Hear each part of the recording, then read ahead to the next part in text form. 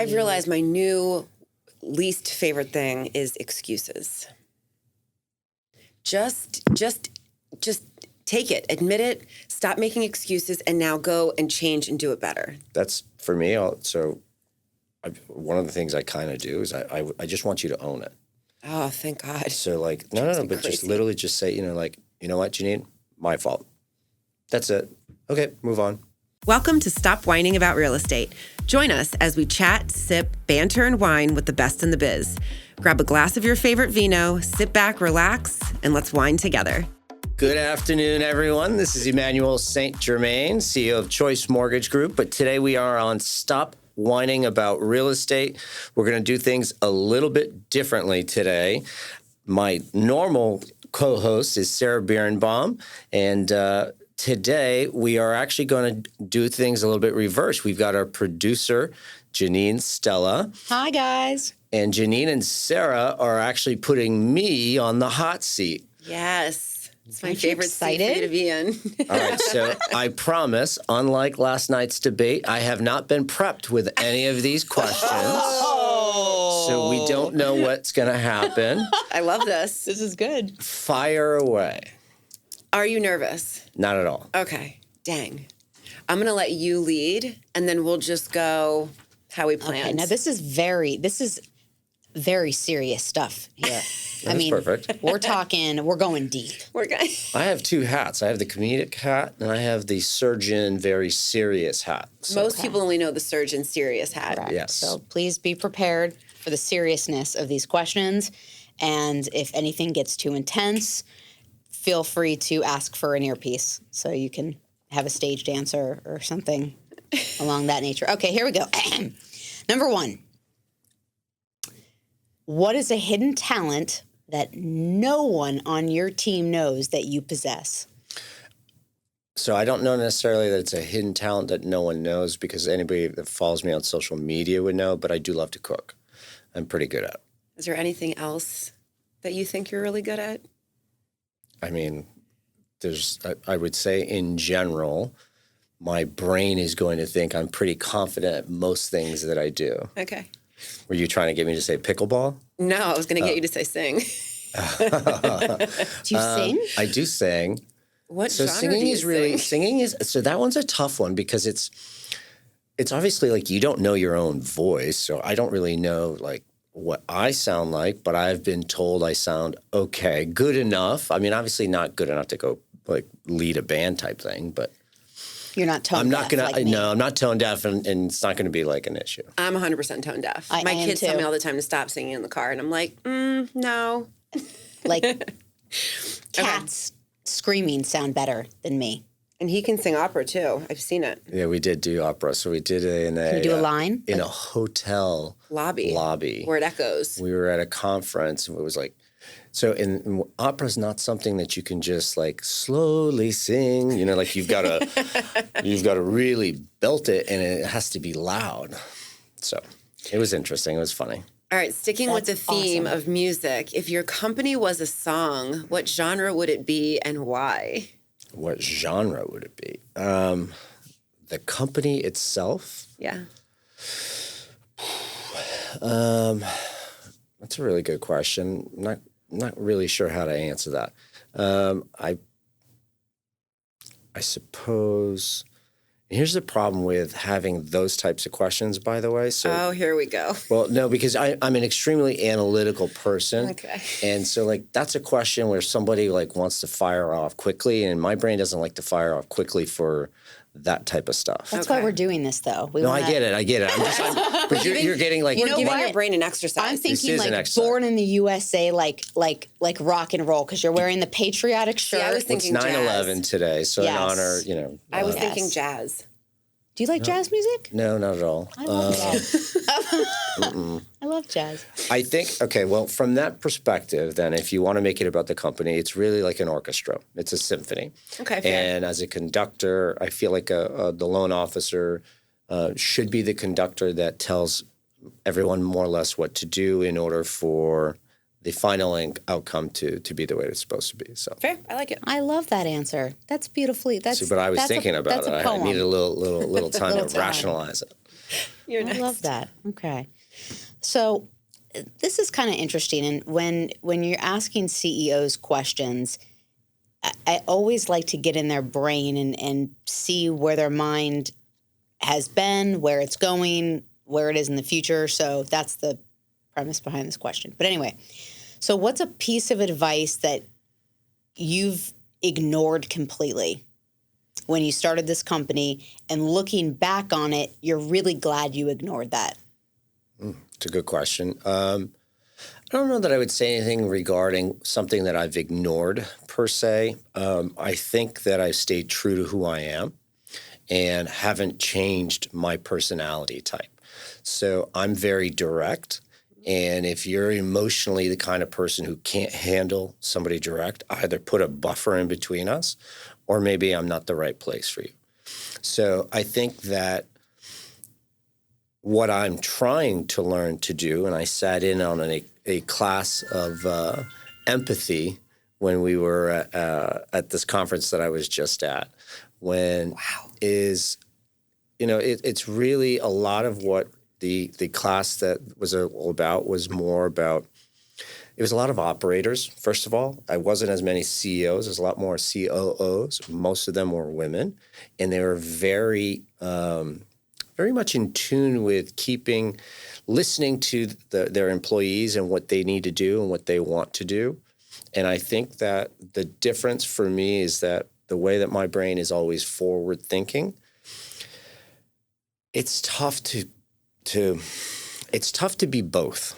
Okay. It's really tough to want to care about your need for a day off versus as the part of the orchestra, right? I need every piece in order for the music to sound the way that it is. And if the clarinet is asking for a day off, if we were a gigantic company and we had lots of clarinets that could step up, it wouldn't be such a big deal. But when you're a smaller company, each piece matters so much in order for the sound to come out the way that I hear it in my head. So as a conductor, that's where I have to kind of struggle to come back. But to go back to the original question, I think it's the fact that I did not stray from who I naturally am.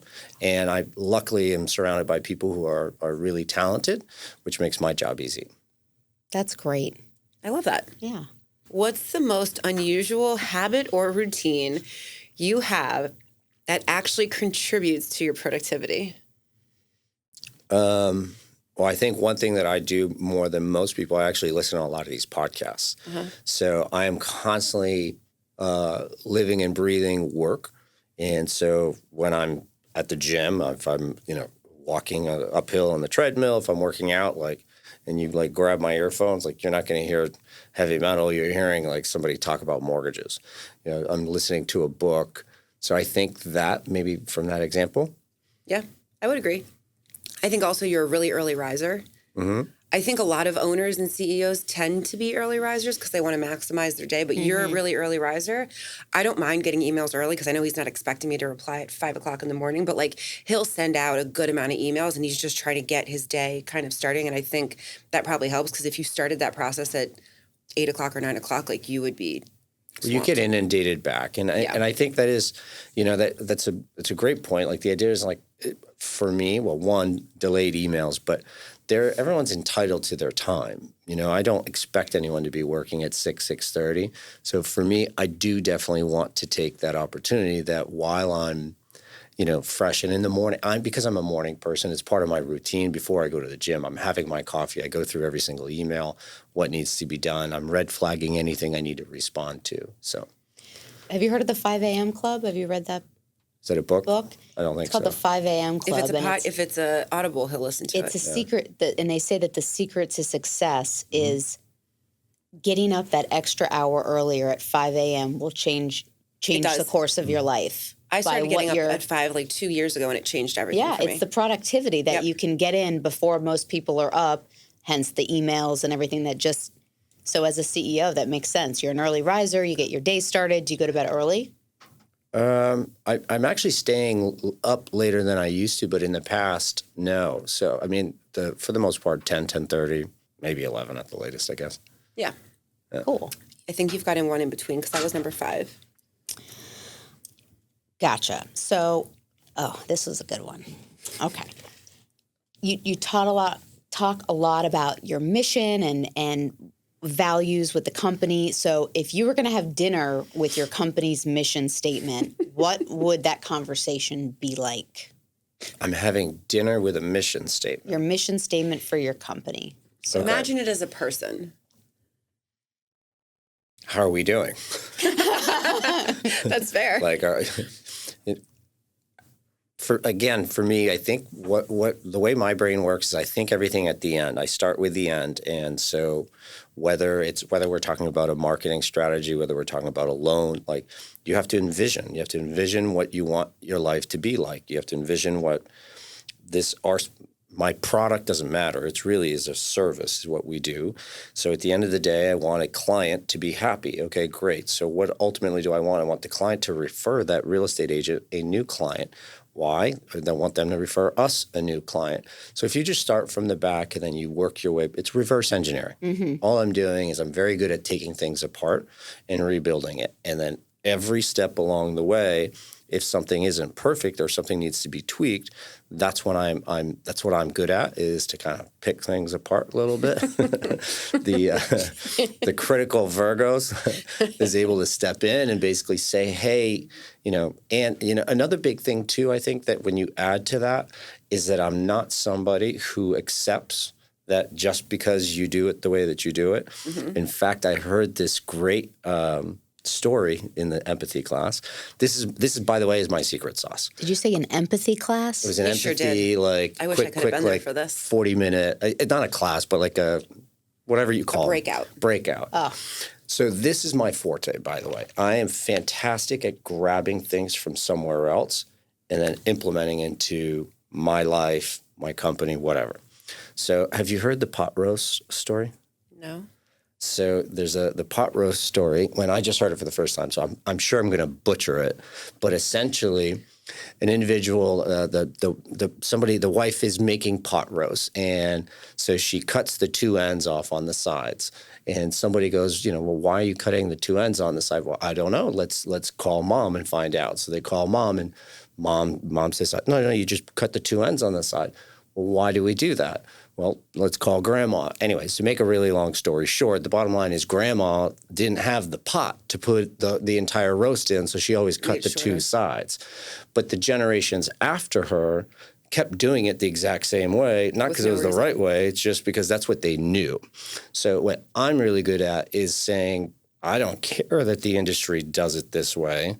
It's not the best way to do it. Or what is the best way? So I'm constantly challenging and pushing people. And I think that I'm not just trying to come up with an answer. I'm saying, Sarah, no, I don't agree that's the best way. Keep digging. Find out what you need to do. And I think in departments where we're trying to go, which is the fun part, is as a manager, as a leader, you don't have to come up with a solution yourself. Get your team involved. Get the person at the very bottom, right? Why am I the one coming up with the ideas on how to get this place cleaned the best way? No, get the janitor in here. Talk to them. What's the best way to do this?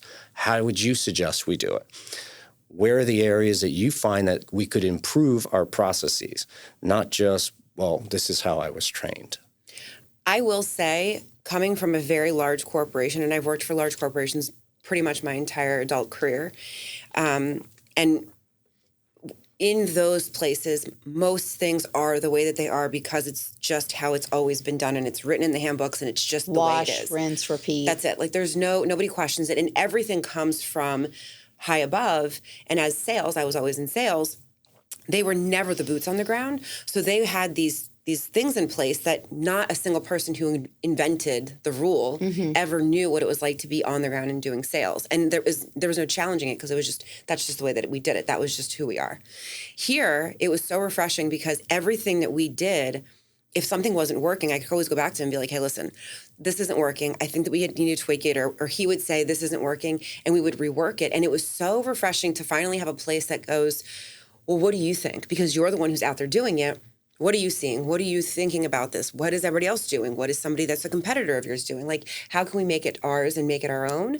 And that feels really good to kind of have that freedom and leverage to play with things a little bit to make them better for the company, for everybody, and not just, well, this is the way that we've always done it, so this is the way it has to be, without questioning it or even being able to change it around. The ability to pivot is really important. I think that's something that I possess in my leadership style, is that I don't need to be the one that gets celebrated. My name's not on anything, right?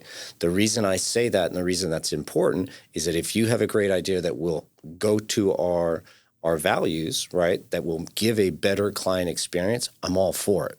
If you can enhance the referral partner experience, I'm all for it. If you have an idea that's going to help our employee experience, I'm all for it. It doesn't have to come from me. I don't care about the reward. That's not what I'm looking for. What I care about is if we get awesome experiences from everybody, if the company gets better, I'm getting better, I'm going to win ultimately. How does that pertain to company culture when you're hiring? How do you know if someone's the right fit for your company when you're hiring a loan officer? So loan officer or employee, I will admit, hiring is one of my weaknesses.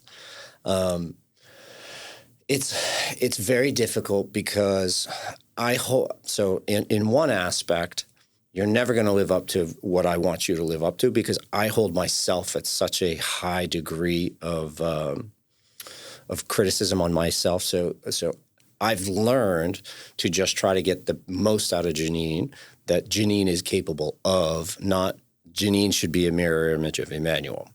So, but that being said, that also means that when I'm hiring, I'm very optimistic about the potential that you could have, not as realistic as here's your potential you want to give. Here is like the experiences that you've actually done. So I feel that people are, there's just so many better people that are hiring. So it's definitely a weakness of mine, which is why I need to get myself out of it. The hiring part. Firing, I don't mind doing. Who does the hiring here? Because I love every time I come in, we set up, we come in to do everyone is so friendly and so cordial and just so nice. It seems like you've got a really great group of people in here. But that's the culture. Sarah's, receives a lot of the credit, I guess, for culture. Good job, I think Sarah. In general, part of that is we're all teammates here. Yeah. And I think it boils down, it goes back to me not trying to take credit. I think from the top, I know that this sounds weird because I'm now taking credit for not taking credit, but how about that one? But I think that's what happens is that when someone doesn't make it about themselves, then neither does the person next to you and the person below you. And so all of a sudden, everyone is here. We're all trying to get the same thing. And if you make it about the client, you don't make it about us. Yeah. I think two things that I've noticed about our team, and I think one, we genuinely all like each other, and I think that that's a really cool thing. Like we enjoy being in the space together, at the office together, working together. I think two, I can't think of a single person that's in our team, whether they're remote or here, that doesn't care. Everybody really cares. They care about what they do. They care about the way the client feels. They care about how he and Jared feel about their work and their managers. And everybody really genuinely cares. And I think that kind of shines through. And I think that's maybe a really good reason as to why like our ops is really, really strong. And I think it's because they all care a lot. Our loan officers, they care. And I think that kind of, is what you're feeling, what you're seeing, which is great, which we're very lucky to have. It's like a family atmosphere. As soon as you walk in, you can feel it. Everyone is just hanging out. The vibe. I mean, working. But it's a good thing. I just wish we had a few people come to the office every day. People that I'm in their not pajamas. huge on the remote work stuff, but He hates remote. He hates remote workers. I totally agree with you on that. Well, it's not. So I don't hate remote. It's put it this way. He prefers in office. But that's a culture thing. every That's CEO more does. because I'd like to see people. It's not that I don't think Betty Bob isn't working. No, he likes the environment to feel full and energetic. Yeah. And I think that I feed off that. So I assume others feed off that. Oh, totally. Well, some don't though. That's the whole point. That's the person who wants to work at home doesn't feed off that, obviously, because otherwise, why wouldn't they come in? Right. I definitely did not like working from home when I was in TV bored out of my production, mind. when COVID hit. Couldn't even imagine. But it working was from so home. low. I wasn't bored because I was very busy, but It was I was isolating. lonely. It was It's isolating. isolating. It's depressing. My husband works full time. He was out doing his thing. I was home alone all day.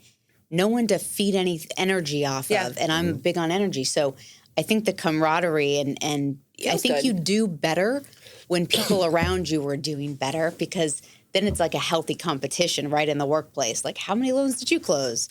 What happened here? I also think it reminds you that you're part of something bigger than what is on your screen in front of you. You know what I mean? That's Like right. whatever your tasks are yours, that's fine. But when you're in an office environment, there's other people, it's a quick reminder of like, we're all a part of this together. Like That's we're all right. in this. Whereas you're at home, it's just whatever your day was and that was it. I think during COVID, I might have only stayed home maybe a week, something like that. And have you've been in this office through? No, through we weren't COVID? at this location. But so right away, I was the only one going into the office for a long time, and then slowly people started coming back. But it's not so it's that. But I also liked having a separation. So I have a 3-story townhouse. Like I won't take a work call on the second or third floor. I'll walk downstairs to my office, and so for me, like it's more about. I don't bring the laptop doesn't go anywhere near the living room or the dining room. Like it's not, for me, it's you have to break apart. And, I think it's too easy to get in a habit to wake up at the last second to put on your PJs. Like that's not a level of professionalism. And I think that you have to, I don't know, part of the 5 a.m. club is not staying home. Fair. Fair. How would you describe your leadership style in 5 emojis? My leadership style. Okay, so I don't know about the emojis, so I'll use the words and then we can convert to emojis, I suppose. I think that I'm very much, I lead by example. I think that's probably the, I'll be the first one in, last one out. So the hard work is always going to be there. I think my ability to, as I've gotten, and the funny part actually, now that I'm kind of reflecting back on my life, I've become extremely communicative. For a large part of my life, I was an avoider. I avoided conflict. I didn't want to have difficult conversations, and now I could care less. In any aspect, my personal, my business, doesn't matter. Like What changed? it's a great question. I think part of it is role. I think my personality today as a CEO, I've been a CEO for almost 2.5, 3 years, whatever it is. You change. There's difference. I have a lot of mouths to feed. That's how I think about things. I'm not worried about myself personally, financially. Like none of that stuff matters. Like it's easy. It's making sure she gets her check. He gets his check. It's making sure that everyone else, I think there's a certain level of responsibility. And I think along with that responsibility comes the ability. It says, Sarah, hey, you're not doing this. I need you to step up and do this. So perfect. I would say that's another one. I think I'm pretty good at pushing people. Oh, Trying to push people. Well, part of my job is to push as far as I can without breaking. You don't want someone to burn out. You don't want someone to break. But people will also, the reason you hire a trainer when you work out at a gym is that you will only push yourself to a certain limit. Yeah. It just is what it is. Sometimes people know that you've got more than you think you have. And you won't know unless somebody actually pushes you. So I think I would say that's another one. Mm-hmm. So maybe we could put like a barbell on that one for the emoji. I think I'm really calm. Yes. So I don't have emotional highs and lows. So you won't see me walking in one day being all upset. And I think I can take a deep breath and let it go for the most part. Excuse me. So maybe that's a little calm would be like a little wind emoji, like a soft Go with wind. the flow. I will say, so, being in this industry, it's very, it can be stressful. It can be tumultuous. The personality types sometimes Loan officers are very emotional. Very emotional. Really? They're very salespeople are. strong personalities for the most part, right? Because that's why they're great at their job. And I've seen, some of them be in a moment where they're really having a time. And I am usually very amazed at how he handles it. I've never heard him yell. He always will just listen, take in everything that they're saying, all of the emotion and all the stuff that they're doing, the antics, even they're screaming, whatever they're doing. He'll take it, he'll listen. Process it. And then he has this way, because he's not going to elevate himself to where they are, it doesn't turn into this big, crazy screaming match. He almost can talk them to calm down, because he stays so calm that at some point it becomes ridiculous that they're reacting the way that they are, because there's no reason to. That's your superpower. And then it turns into a conversation, and then he can start pulling out of them the real reason why they came in. That's why I would be a really good debater. Flying with their hands around. You wouldn't catch me without knowing an answer. That is a great, as a CEO, that is such an admirable trait, though, to be able to sit back, listen, assess. It's like a puzzle. It's playing a game of Tetris, right? You're assessing something, and you're like more of a Libra than a Virgo at that point. You're just balancing the scales. There's a ton of psychology in sales and in leadership. And so I like psychology. I like understanding why people tick.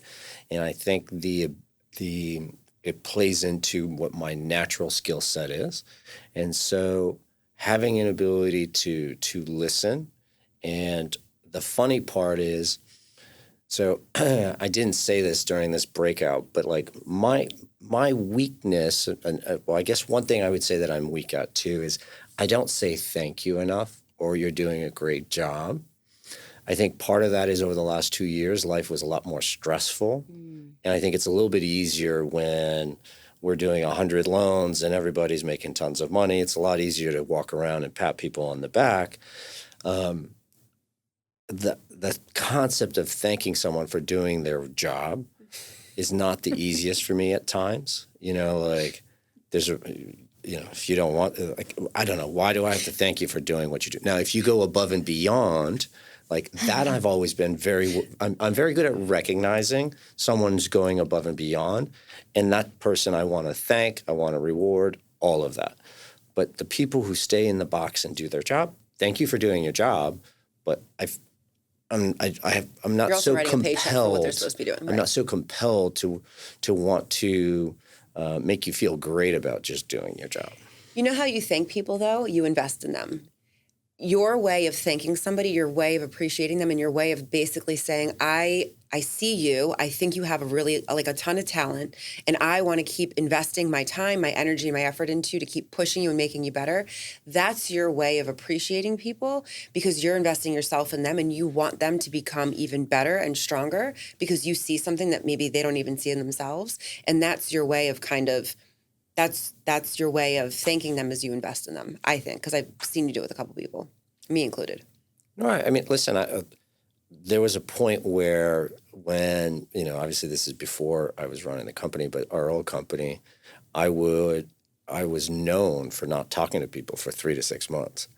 I was just a loan officer, or a branch manager, whatever my title, doesn't matter. But point is that I just didn't want to get to know you until I knew you were going to be a piece of the fabric of this company. And I wasn't the easiest to talk to. And, obviously that has to change once you're the one who runs it or leads it or whatever it is. But I completely identify with that, because normally the new kid on the block, especially in a sales environment, the slimiest thing I've ever done, and I've done a lot of slimy things, but the slimiest job I've ever had was timeshare sales. I still have my real estate license. I hang it, coastal living. But I'll tell you what, it is a hard sell to sit with a family for 3 to 4 hours and make them sign on the dotted line, and it's basically a mortgage when they leave. They go into deeding. It's a whole thing to do timeshare sales. And no one would talk to me. I mean, I worked there for 3 years, and people would barely When did they start talking to you? Once they saw, even when I started making deals, it was still like, you're not going to laugh, because the turnover was so fast, and it was, you got a pink slip basically if it was, you get like a 10 tour notice. Basically, if you don't sell anything in 10 tours, you're out. Well, especially on a high turnover industry, you know, it is like, it's not fun to make friends with somebody who's gone 2 weeks later. That's right. You know, like, That's right. How long until you spoke to Jared when he first started? Well, Jared right away. So I actually drafted Jared off of another loan officer who wasn't paying him, and Jared was working pro bono. And so at the time, I forget how much I paid him. I started paying him, and so he was calling for me and dialing for me, and then so he got to listen to how I sell and how I interact with clients, and then he kind of took off from there. And look at him now. That's right. It takes a while, and you it's almost like a rite of passage. Like, hey, do 10 deals, and then we'll talk, or we'll, you know, get in the trenches with me a little bit, and then we'll develop a rapport as a friend or as a coworker or whatever. Yeah. You got something next? I was emojis. That was a fun question. The barbell and the wind emoji. Barbell, the wind, maybe a little Superman cape. Ooh, you said that. I told you. She knows you. How well do you know? That's what we could do, too. If your company's culture was an animal, what animal would it be, and how does it reflect your team? My company. I mean, lion's my favorite, but that's how I see myself. But the company, okay, like a wolf pack, because wolves do everything together. Okay. They migrate together. They hunt together. You have to be in unison. I would see either that or killer whales do the same thing, orcas. But because what we do, so everyone has to get along and has to work in symmetry the same way. It's the same concept as the orchestra analogy. I like it. I like that, too. And that's a lot of MMA fighters in the world that I live in. They call their teams the wolf pack because of that. They eat together. They train together. They travel together. Didn't you want us all living together? So Choice Mortgage Commune. Oh, yeah. So in Boca Raton. Employee housing. So it's a real idea. So this isn't really how I think, but this is kind of how I show them, you know, that there's a little Elon Musk in me in this sense that where, you know, like the joke is like, imagine having employee housing. It would be great. I could shut the power off when I want to, so it was time for bed. The lights go off at a certain time. Lights go off at a certain time. Like the a jail. Alarm. No. Like a really happy-go-lucky workforce. Like a very well-controlled dorm. Yes. Everybody wakes up at the same time. We eat together. Sounds like he's like nobody's leaving. That sounds like a state penitentiary to I me. feed them. I house them. They work here. Where are they going? They can't leave. Okay, one more on me, and I think you have a couple. What was the last thing that you did that made your team look like you were crazy, but you knew it was genius? That made us look like we were crazy? Made you look like you were crazy to your team, but it was genius. Oh, well, I don't know. I don't know why when they think I'm crazy, but they don't. You'll have to answer that. I can tell you a lot of the stuff, like my condo got denied. Like that one is taking off. You should have seen, like, I'm in a room with all these mortgage C-suites and owners, and next thing you know, everyone's calling me Condo King. And literally, is Jared dying?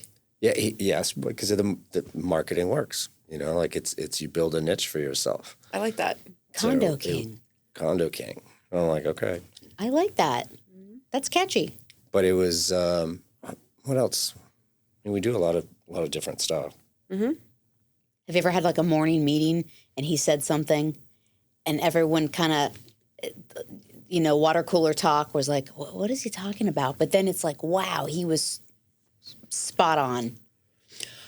there's a handful of things that he's been really strong about that I think other people didn't feel was so necessary. Like he wanted to have a really good marketing company. He knew how important it was to have marketing, to have our loan officers have access to flyers and stuff for their agents and for us and social media. And I think for a while we had someone and we had marketing, but it wasn't super professional, and it was what it was.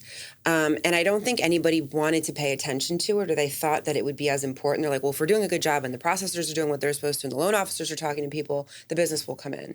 And he was adamant about really kind of fine-tuning this marketing department and getting it to where we needed. And kind of, nobody fought with you about it, but like everybody was kind of just over talking about it. And they just wanted it be done, and they didn't really care. And now we have a really great marketing company that works with us, and our agents notice, our loan officers notice, they're using them, they're, pumping stuff out, and we look good. We look really professional when we deliver a piece. And I think it makes us feel really good. And I think it was as important, or maybe even more important than he pushed. And it would have never happened if it wasn't for him being really persistent with it and making sure that we knew how important this was. And at some point, he was just like, well, this is going to happen anyway because it's my company. But I think that was a huge turning point for us, was really the upgrade in the marketing that we got. I think there's a lot of things that are not necessarily consumer facing that makes us extremely different. When I go to these conferences, like I said, I think we are in our lifeline. We are moving so much faster than everybody else. I'm extremely goal-oriented and driven. So we do something called EOS, called Entrepreneurial Operating Systems, and it's all of our managers. And what it basically does for my part is that everyone has to do something. You have to have, what are you doing in order to get your department? You're tied to a handful of actual specific goals for the quarter, and each person is responsible for those. So I have my own. Nobody is helping me on those. They are mine. I have to get those done by the end of the quarter. And That's fantastic. Not just have to get them done. Every week, you're sitting with your peers, all your other managers, and you have to say, hey, Sarah, how you doing on Project X? And, she either has to say, I'm behind, I need help, or we're on track. Hey, I'm on track. And what it does is it really elevates the game of the company. And the company in general, at a management level, is able to really focus. So for me, from a leadership standpoint, my company is getting so much better every single day, and most of it has nothing to do with me. That's the beauty. Yeah. It is. That's like a well-oiled machine. And the goals are not my job, right? So it's not what I'm supposed to be doing every day. That is my job. That's different. These are separate from that. So it's always taking my department, certain things to the next level, because we're always thinking, well, what can we do better? Where do we need to go with this? What should we do? What should we implement? Should we get, more whatever it is for underwriting, processing, the loan I think partners. it makes it more exciting for everybody. Oh, for sure. Because it's not. So we don't just come to work. We come to work, and then also we have things that we're working on that are going to put us ahead of the game. And then from my standpoint, what we do is when we do a quarterly call, the idea is also I want to recognize everyone, and I want these individuals to let me brag for you on all these different things you just did that are above and beyond for your department. Because so many of the things, people just think that, you're just doing a loan or whatever it is. But no, we added this, and the client was able to sign in half the time because we implemented this over here, or our loan got cleared to close in 7 days because we instituted this policy, whatever it is, lots of different things. And what happens is that when you're in it every day, you forget how great of a job we're doing. When I get to go and I hear other people and I find out that it's taking them 22 days to sell a loan and we're taking 11 days to sell a loan, I realize, okay, great. Do you want to know why that happens?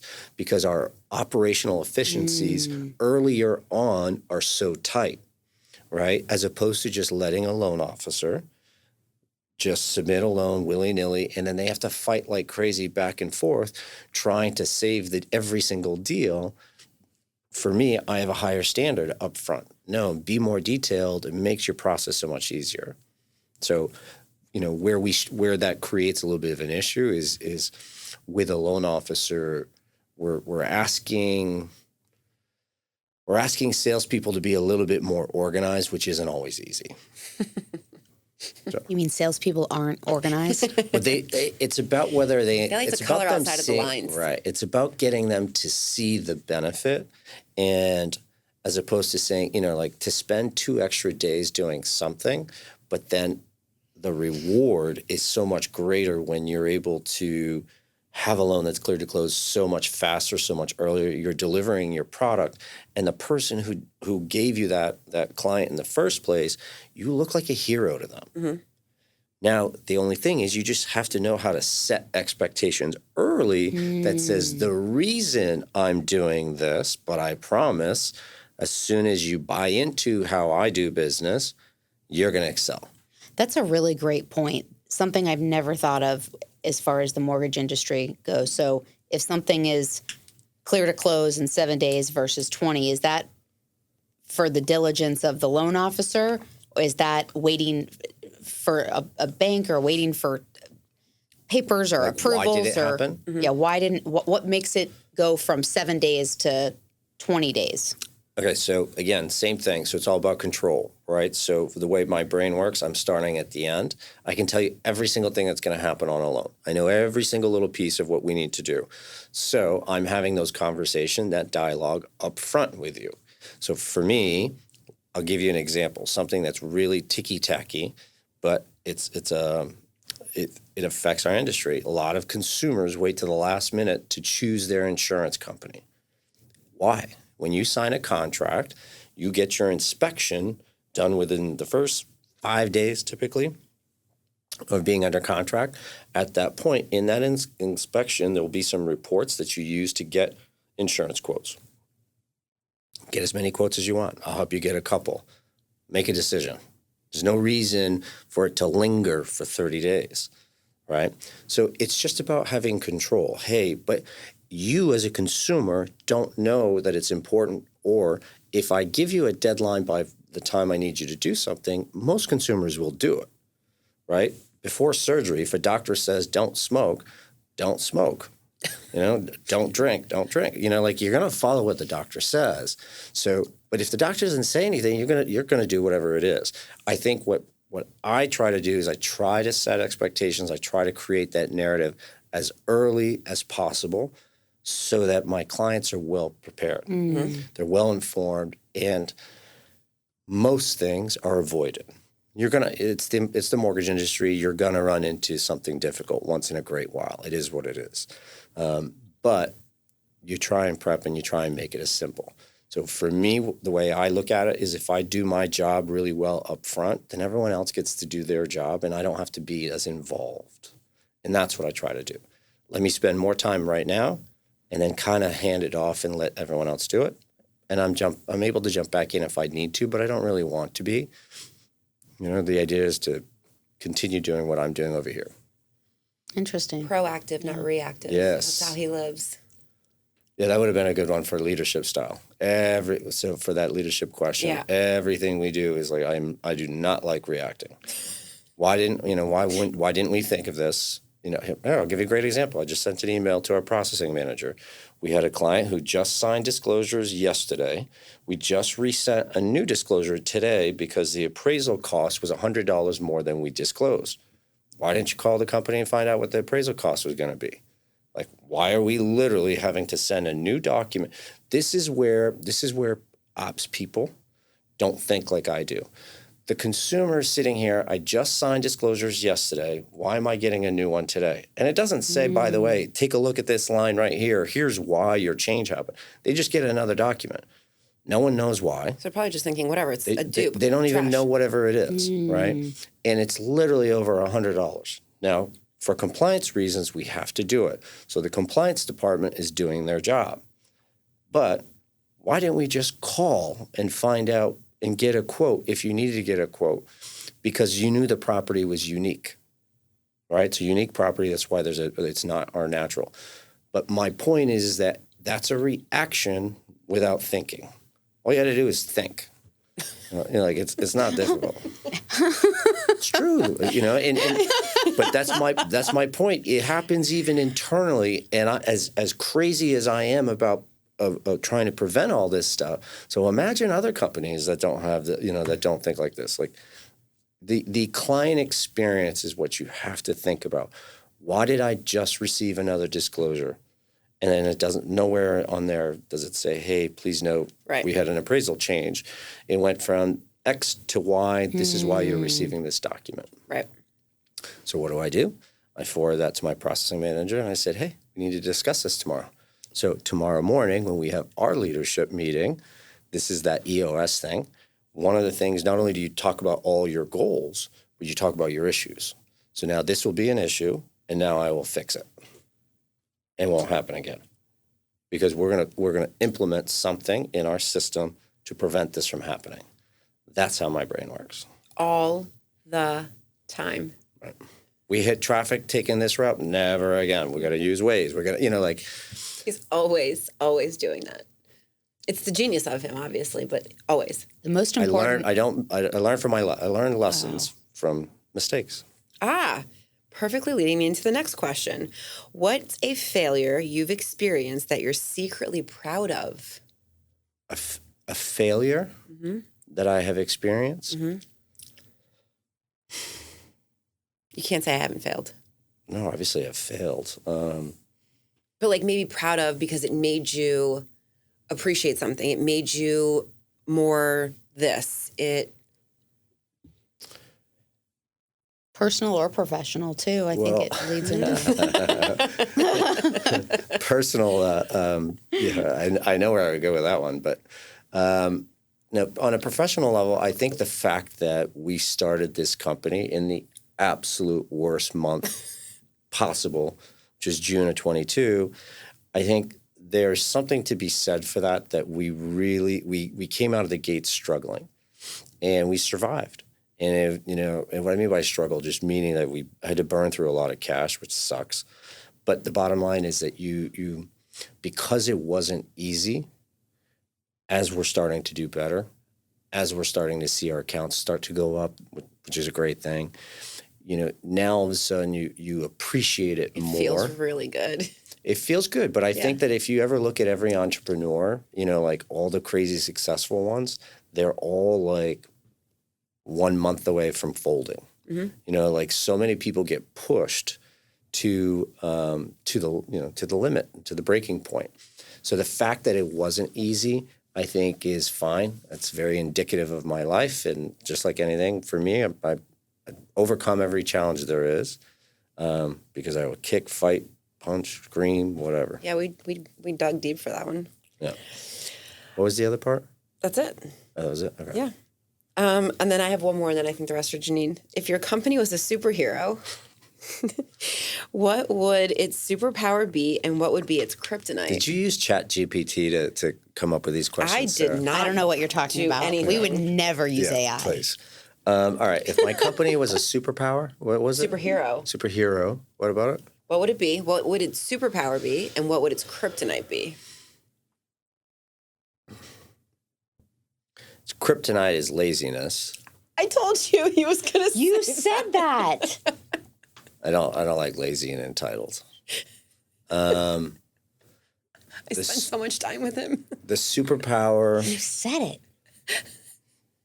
The superpower really is, I think what everyone forgets, and I think what we try to do sometimes, and we do a good job sometimes in our meetings, trying to remind people that, I guess it would be, again, we're not doctors, but the analogy of that you're not doing your job, you're saving a life, right? Like that's what a doctor sometimes has to think. That's where they get the God complex from. For us, again, we're not doctors, but we have to remember we are really changing people's lives. Mm-hmm. The fact that I bought a home and the value of my home versus what I paid for it is more money than most people will be able to save in their lifetime.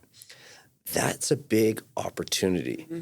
The home ownership, it's part of the American dream. The fabric of being an American is to want to own a home, and we are able to deliver that. And I think that sometimes we forget about the experience. So I feel like there's a, who's the superhero on that one? I don't know. Superman. I don't know. I like Superman. You but, said she called that too. Yeah. So I don't know who the superhero is, but I think you're also, psychologically, by the way, when you use the word kryptonite, you're automatically leading me to go to Superman. True, but I did say lazy would be the kryptonite. Yeah. Laziness. Hate laziness. Oh. Agreed. I've realized my new least favorite thing is excuses. Just take it, admit it, stop making excuses, and now go and change and do it better. That's for me. One of the things I kind of do is I just want you to own it. Oh, thank God. So no, but just literally just say, you know what, Janine, my fault. That's it. Okay, move on. We had a situation where with a newer employee, and there was a phone call that had to be made in order to connect with the client, and a promise was made about what time this call was going to happen, and it didn't happen. And so we got to hear it from the referring partner, and it says, hey, this call didn't happen. And so I reached out to this employee, and they handled it perfectly well. Mm-hmm. This is on me. Mm-hmm. I apologize. Won't happen again. Perfect. Next. Now, what I do is I also don't hold on to that. I'm not, I don't sit there and go, I'm going to shoot. It's literally okay, great, perfect. So, but what I like about it's not, I'm not a finger pointer, and it's not about that. It's just that I want you to, if you don't accept responsibility and ownership of whatever that error was, you're going to do it again and again. Then you'll continue to do it. Mm-hmm. And so I'm not trying to point you out and I don't do it in front of other people. Mm-hmm. It's not like that. This was a direct one-to-one. Janine, do you understand what you did? Do you understand why it's a negative impact? Do you understand why I don't want you to do it again? Yes, great, we move on. So that's the directness that I was talking about. Not everyone, can take that, but it is what it is. You're gonna get better. That's why he hired me. You can take a lot, Sarah. Well, that, and I also can buffer the people that can't. Yeah, I don't think I'm that difficult to talk to. I don't think you are either, but I think there's a lot of people are intimidated. Yeah, they are. It's the calmness about it. Maybe, but it's the composure. They'll circle his office, and then they'll come to me and they'll be like, "Hey, so I wanted to talk to Emmanuel about this, but I wanted to come talk to you first. I wanted to see what you would think, and how should I talk to him about this?" Okay, and I do what you do. What are you looking to get out of this? What's the goal? Well, I want blah blah blah, and they'll tell me. I say okay, and then I'm like okay, and then they'll be like, "Well, I'm not ready to talk to him yet." I go, did you want me to say something to him? Well, if you think it'll be a better idea, I don't think it's going to be a better idea. I'm asking if that's what you want. People. So can people just I just tap on your door. I'm like, hey. But my door's always open. Yeah, it's always open. Door's always open. Yeah. Your door's always open. I also think people use me as a tool because they know if they come to me and they tell me something that they know they eventually want him to get wind of, they'll use me as the seed that will kind of plant it in his head, and then all of a sudden it becomes a thing, and then it's more comfortable for them to talk about it. So, do you know that I actually think I'm actually very empathetic? I'm not that sympathetic. Correct. So I'm like, okay, great. So you're not feeling good? Fine. Tough it out. You have 8 hours to sleep it off when you get home. You got COVID. Get in your office. Just close the door and don't come out. I don't know. I feel like I'm not big on excuses, and so laziness for sure. But so but I'm definitely empathetic. I'm putting myself in your shoes. I don't have a hard time doing that. That's not hard for me. Your shoes just walk differently than a lot of other people's. That's the difference. No, but I mean, listen, I understand. I understand people want to take time off. I understand people want to do this. They want to do that. It's not. Fine, take the vacation.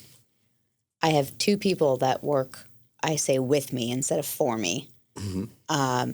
And they're in their 20s, and they go on more vacations than I've gone on. And every time I turn around, they're on vacation. And I'm like, am I doing something wrong? Am I paying you too much? Am I what is, right? I just always, I don't ever take time off. Maybe that says something about me, and maybe I should. It's not about taking time, and it's not about travel. It's about whatever makes you happy. That's true. You know, the like one of the things I talk about, Monday mornings for me are like, I'm excited. I don't dread Monday mornings. Most people dread Monday mornings. One day, Sunday, one day to not think about work is perfect. It's more than enough time. See, your shoes walk differently than other people's. But I'm okay with people wanting to take 2 days off, right? Saturday and Sunday. It's okay. You know, and after I've always worked for somebody else other than in the last 2 years having my own production company, and I work every day. I work Saturdays. I'm always doing something. I may not be working all day, but I'm doing something for my business. It's a living, breathing thing. 100%. You're feeding it. You're nourishing it. You can't neglect sales it. Is the same. Yeah. I'm never not working. If something is needed on the weekend, if somebody calls me, if I send there's a communication, if it's social media, whatever it is, like I'm always available and I'm always touching work. There's never a day that goes by that I'm not touching work. And I love that about both of you. And I think there's certain people that, you know, may not, and maybe boundaries are somewhat healthy. I don't know. But for someone to maybe get an email on a Saturday and then not respond until Monday because it's a weekend, I've just never identified. I haven't either. With that. I don't get that, because I'm like, you know, it's Saturday and Sunday, but it's still a day of the week, right? It's Right. Still, like, Yeah. I don't know. But let me share the insight of how the person on this side truly feels about that. I know who will respond on a Saturday or Sunday, and I know who won't. And when it comes time to needing a little bit more, needing a favor, whatever it is on my end, I definitely have to think about that. I think about how long people have been with us. I think about what sacrifices people have been with us. Like, I'm extremely loyal. So if you're on my team, I will take care of you. I'll protect you. You can borrow money, whatever. I don't care, right? But I do ask and expect a lot of people. But you give a lot. Because I would be, well, and they don't even know that, you know, like that's part of it too. They don't, part of not caring about your name doing the certain stuff is that you have to take the same approach when things are going bad, is that it's not my job to share with you, hey, we're having a tough month. You want your paycheck, you know, like that's all it is. And so I don't share the good and I don't share the bad in terms of with a pat in the back. My job is to protect my family. You know, like that's kind of how I look at it. Yeah. I love that. There's a sense of this father figure. They're my kids. Yeah. I'm loving this. I'm digging it. I'm the worst one. There was a child in here somewhere. We kicked him out. Oh, Yeah. okay. Yeah. No, I think I think that it's opening the mind to Emmanuel St. Germain, you know? But it's very true. Like, and very much the same, like we have managers or people that might need flexibility with scheduling or kid stuff or whatever they need. And he will easily give them all of those things, but he has to know that they're going to be the person that will go to bat for the company, do what needs to be done, take care of the clients, take care of the team, and not just say, well, it's 5 minutes past my work time, I can't do it today. Well, you know, you pick up your kid from daycare every day at 3:00. So there's that too, you know, so there's a give and take. And it's not even, I don't know that it's even a said thing. I think it's just an understood thing. And so the people, we all, and like I said, it goes back to care, and we all really care. So everybody will do everything that they need to do to get their job done above and beyond, I think. And so he's really good at recognizing that, and he'll give that flexibility. He'll give that favor. He'll give those things without asking anything because he knows that you're going to take care of it. And also you would do it for the company for him. But I think that has to do with the people that we have. Yeah. So part of having a great culture is having those. It all works in tandem. It's really easy to give flexibility to people you know who are going to go above and beyond when the time is right. Right. If we start getting busy and you need people to step up, hopefully they remember the flexibility that they had. Right. It's don't nickel and dime me on everything on my end. I won't nickel and dime you on. I won't be so strict on what time did you clock in, what time did you clock out. You know, like I don't want to be that way. I don't like micromanaging. Put it that way. That's not. I don't. You know, like you're a big girl. You can be responsible for yourself, and you know, how can I help you grow? Mm-hmm. You know? And pick your brain. I'm sure so many people are inspired by what you've accomplished in such a short amount of time. I don't feel like we've accomplished anything just yet, but you've accomplished a lot. I mean, when you started, how many employees have you grown with since you? No, we've condensed. Well, because the mortgage industry when we got here was still good, and then that's why I'm saying literally the month that what rates went from 3 to 7 in like a month. It was crazy, and that's right when we started. So, but I will say that we did start to grow size-wise with people before we made the actual move. We were hiring like crazy. I was hiring like crazy. No, I think the being a visionary, my job is to think about the future and what it's going to look like. And I have that vision of being at the holiday party and you know, like thanking the people and how we got to A and how we got to $1 billion and how we got to, you know, these different sizes, different things. So we're on our way. We're going to get there. We're on our way. Can't wait for those holiday parties. Me too. Excuse me. I think you have the last question. I think I'm good.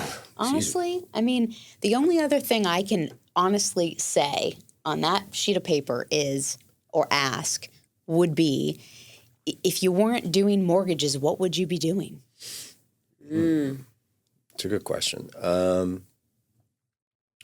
think I'd be a very good lawyer. My ability to remain cool, my ability to formulate an argument. I don't ever really lose arguments, but I also don't make a claim unless I know I'm right.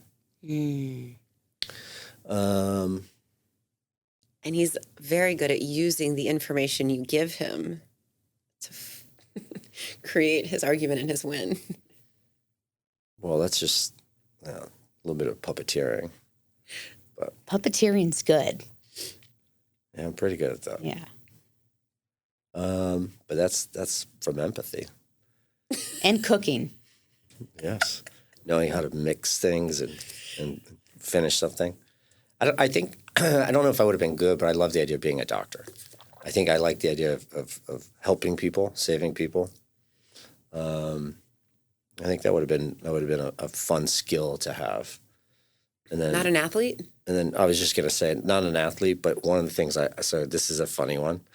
I always ask myself, not, you know, today I'm my knees are all destroyed, but I wonder when I was 19 years old if I could have passed the Navy SEALs test. I was a pretty good athlete, and I was very, very competitive. So That you have, yes. You're still very competitive. I'm still very competitive, but just meaning that there was no give in me, and in fact, the only regret I have is I quit football my sophomore year in high school. I was 14 years old, about to be 15, and there was all sorts of. We were supposed to have a really good team, and I was the varsity quarterback stepping into my sophomore year, and I got nervous in the pressure, and I ended up not playing. I think I did cross country or something that year. And that was the only regret. And outside of that, and in fact, I even tell my dad, I'm like, I was a little pissed. I'm like, you shouldn't have allowed me to do that. As a parent, you have to know that, hey, if you quit, you're gonna, just remember, you're gonna regret this. Just stick it out. Do not quit. And I think that because of that lesson, because I didn't like that feeling, there's this no quit in me type thing as well. Which is why my brain challenges itself to wonder if I could have passed the SEALs test. Is there like a geriatric version that we can do now? Senior Olympics? Yeah. No, it's easier to just play it out in my head. I'm like, yeah, I could totally hold a plank for 10 minutes. Would have crushed it. In the mud and In the rain and because it's not difficult. Like if you, I hold on, I'm saying that incorrectly. Yeah. It's not that you have to be a 6'5" or you have to be, like it's not like it's a very mental, professional I think. athlete. Like, yes, it's physical, but it's very mental. It's mostly mental. That was where I was going with it. Yeah. And I think that at that time in my life, with my experiences, I think that there's a good shot I would not have given up. I can agree with that. So that's that. But I think it's a fun little game to play. So from when you were younger until now, it's like you're always striving for better because I've always psychologically you think in your mind you didn't want to give up. So now you're like, all right, I'm going to take this and run. I'm going to make this the best company I possibly can. I'm not giving up. I'm not looking back. I'm not looking sideways. What can I do on a daily basis to really just make this? It strives from abandonment issues. So abandonment issues, what they do is they force you to be better and better because you are always constantly proving yourself either to yourself or to whatever abandoned you. And so for me, I've definitely had that, and I definitely push. And it's almost that I saw it on one of these TV, one of the TikTok things or whatever it was, and they were talking about the most successful people are the ones who have had a certain amount of trauma. And because that trauma, you're able to convert that into this massive energy, massive drive to accomplish something. Now, obviously, if you have too much trauma, that can go the other direction. Next thing you know, you're taking drugs, you OD, whatever, all sorts of bad stuff can happen. But if you can take that pain, trauma, whatever it is that happened in your life and construct it in a more useful way or manner, and I think that's what I've been able to do. And so for me, I've used that energy and I use that Tom Brady, getting picked in the 6th round, whatever that concept is, that fuel in your belly. And that's what makes me, I guess, dangerous or competitive or whatever it is. I love grit. that. Grit is that's right. It's got grit. I think that's great. Did you find out more about Emmanuel today? I did. She likes you so much I now. did. I've always liked him. I'm pretty normal, I think for me, I've had trauma in my life as well, and that's why I feel like I've always strived to do better and not give up because I want to prove to everyone that I wasn't going to do what they all thought I was going to do with that trauma. So I'm always like, oh, I've done this because they expected the opposite. And it's always interesting to me. I always try to learn from more successful people than myself because it's I don't have parents that are living. My parents were taken away way too young. So because of that, I always want to learn from people that have been successful that I could say, you know what? If this were my mom or dad, what advice would they give me in this situation? Right. So I want the best advice I possibly can from the best to the best. But I think that's super smart. In my personal life, one of the mistakes I made in my dating life when I was younger is that I would not show any vulnerability. I wanted to be perfect on paper, and so I hid any of my abandonment issues or any of that stuff. And the funny part is, as I get older and I start understanding puppeteering better, you realize that, no, Dumbo, like it's the other way around. The more that you show vulnerability, the more that women have something to actually cling on to, and that trying to be perfect is actually too intimidating, and it's not so easy, and it doesn't work. So they want to connect with you. I get it. I get it. I'm just Mr. Vulnerable now. You're a good catch. Aw. Mr. Vulnerability. Said no one ever. We've got one shield removed. There we go. I love it. This was so insightful. Yeah. Well, thank you guys so much for having me on this side of the lens. It was fun having you on this side. So fun. Yeah. Okay, that's enough whining for one day. We are so happy that you could join us today on Stop Whining About Real Estate. So please, not only listen, but subscribe, follow us, download, share, and if you're feeling it, give us a 5-star review. Hey, and if you'd like to be a guest on the show, please email stopwhining@choicemortgage.com. Thanks so much.